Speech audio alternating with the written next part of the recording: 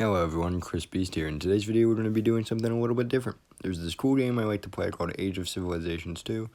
I really like it. I have a lot of fun with it. And today we're going to be doing a Novogard playthrough. Basically, these guys are a Russian state in the 1200 start date. They're pretty strong, but they are surrounded by some, pretty dangerous things. You have Cumeria to the south, Sweden to the west, Perm to the east. Perm's pretty damn powerful. I've seen in my playthroughs at least.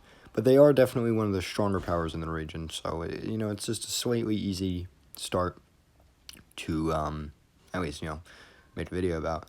The first thing I wanted to do was really get my reputation high with all my neighbors. I've found, in previous playthroughs, what normally happens is my reputation just starts going rapidly down because I invade too many people. So I wanted to fix that, but I also spent way too many diplomacy points for the first couple turns. So I wanted to build up a nice little army on the Estonian border. Estonia, it was kind of a weak country that didn't really seem like it wanted to ally with me, and it seemed like I could rapidly conquer it.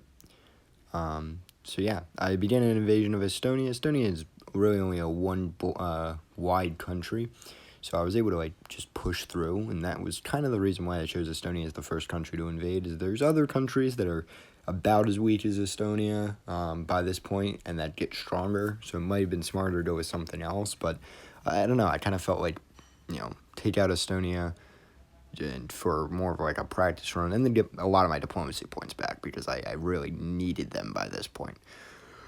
So yeah, we just funneled our army through, and we took Estonia. After a simple peace deal where I just took all the states, I decided I wanted to release an Estonian puppet, as fully integrating this area would be not only hard, but unnecessary. And with an Estonian vassal, I could get money and troops for future wars. And as soon as I was done with this peace deal, I got straight back into trying to get every country around me into good relations, because, that's pretty essential to this game. After taking a couple turns to build up and clean up my diplomatic situation, and as well as assimilate, I began to put soldiers on the border to one of my, neighboring countries. The idea here was, if I invade onto the Karelian Peninsula, then I can get a bigger border with Sweden. See, Sweden's gonna be my big bad in the west, as I said earlier. I've really just got to get up to Sweden, get a nice border on Sweden, so if Sweden ever declares war on me, I can win. So that meant this poor, tiny little country on the peninsula had to die. Now, I did the thing I do literally every war, you're going to notice it. I'd send not enough soldiers in the initial wave, and then I have to wait a little bit, building up soldiers and just, cleaning myself up. This happens every single war, and I probably should learn my lesson by now, but, the plan is simple, build up an army very slowly, and then just crawl from east-west till I control the entire country, because we want to win. And yeah, that war didn't take too long. Definitely was harder than Estonia because of just complete military stupidity in the beginning, but I took all cores, and this time we're not releasing a vassal. Reason I'm not is because a vassal in this region, while it could be useful to me, would either be A, too small to be important because I can't give it too many cores, or B, would just get in my way of further expansion because I want to continue to expand in this direction. There are a lot of countries nearby that are just, advantageous to take. But as soon as I was done with that war, I had to get back to cleaning up my diplomatic situation. A lot of countries just started to get angry at me, and I also had to clean up my assimilation process. After cleaning up my country and my diplomatic situation for a little bit, I sent an ultimatum to one country that just didn't like me, called Kievland, and they refused it. So basically, I just began a war to take over Kievland. I felt like this was a war that was kind of inevitable, seeing as they, one, didn't like me, and two, bordered the Swedish border, which means my plan to get a big border on Sweden so I can declare war on them would force me to take them anyway. Now, again, I made the mistake. Not enough soldiers on that choke point. They had to go through the entire of the Karelian Peninsula, pushed me out completely, and actually didn't look very good for me for a little bit. I had to take a massive loan in order to fund an army that could actually, stop them. But I discovered a unique thing about the Karelian Peninsula. It gets wider as you get closer to my border, which allows me to like split up the enemy army and really just weaken their troops as they have to detach and attack me from tons of different angles. This is a huge, like, nice thing for me.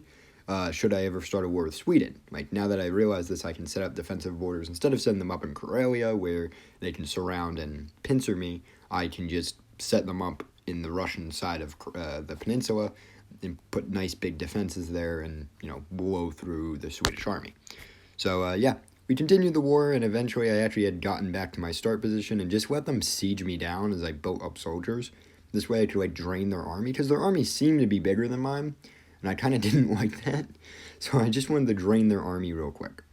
After draining their army for a little bit, it was time to go on the offensive. A quick northern offensive, like through the choke point, allowed me to finally push into their territory, and I split my army up so that way half would go north and half would go south. The idea of this plan is simple, just siege them completely out, go follow their little country along the coast, and take them out. The real plan was complete annexation, and that's really what we're going to be getting here, with a pretty massive army. It's a simple matter of I take too long to gather the army I actually need, and then once I've gathered it, I win the war, but I lose the war in those early months where I just don't have the army I need. I do it every single time. I really got to fix that. But by this point, it's pretty obvious who's going to win this war, and I start pillaging a couple of provinces and disbanding parts of my army so that way I have more materials. The peace negotiation is simple as always, just take all cores. So with that finished, we wanted to release another puppet, seeing as, while I like having a border with Sweden right now, and this whole thing was done for a larger border with Sweden, I can't actually start a war with Sweden right now. Again, I'm only the 22nd strongest power, and Sweden's still in the top 9.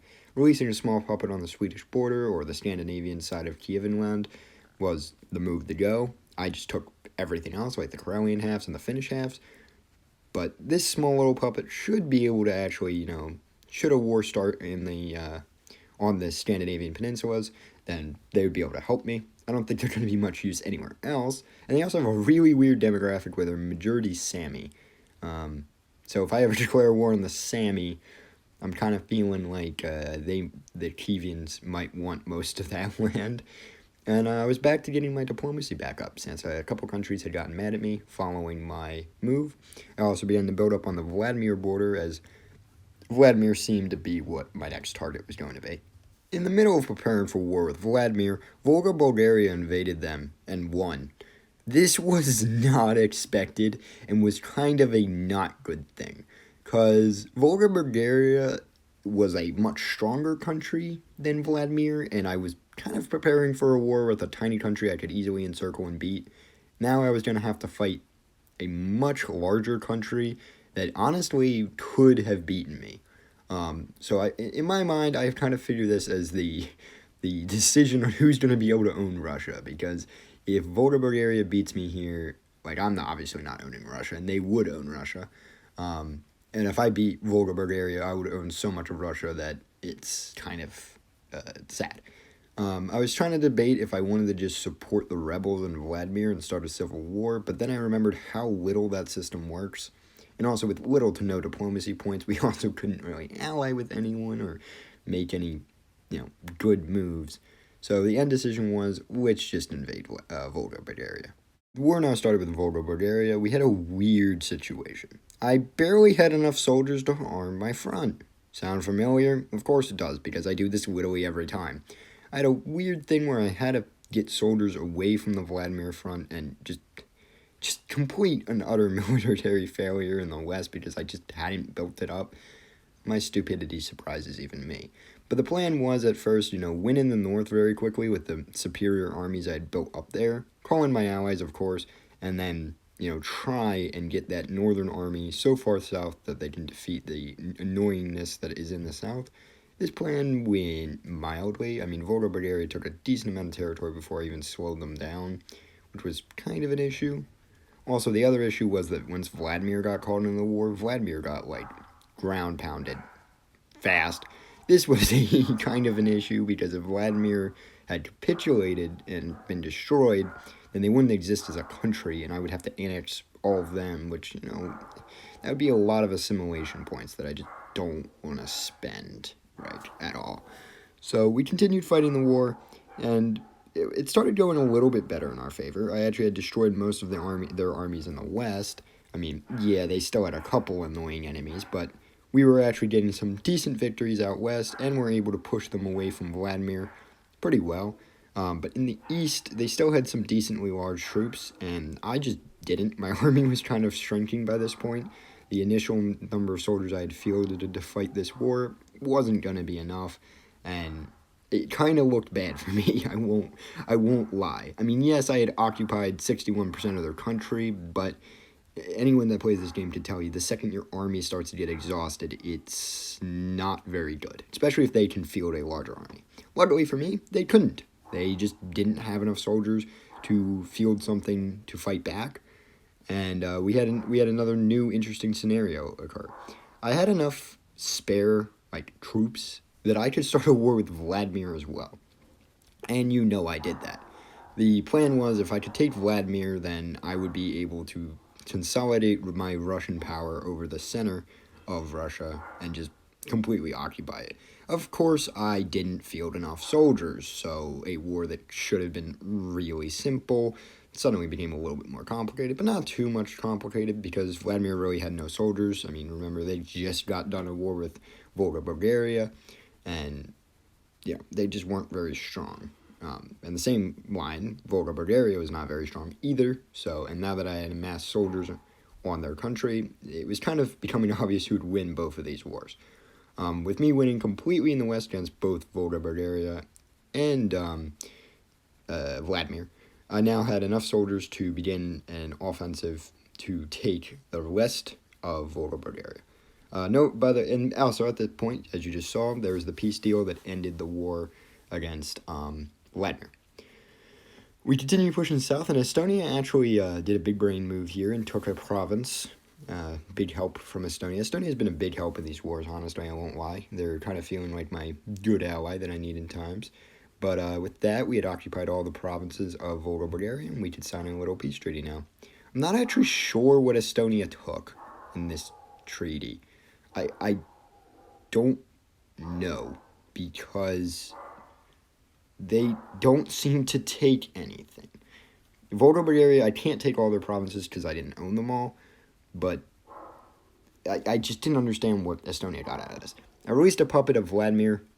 I didn't want to give them Moscow, though, because I felt like Moscow as the Russian Empire belonged to me, but I wanted to create a little puppet here that, for in the future, if I ever started a war, Kumania could send me troops to help, or really with any country in this region, because this region's gonna be the hotspot for wars for a little bit. I have a feeling about that.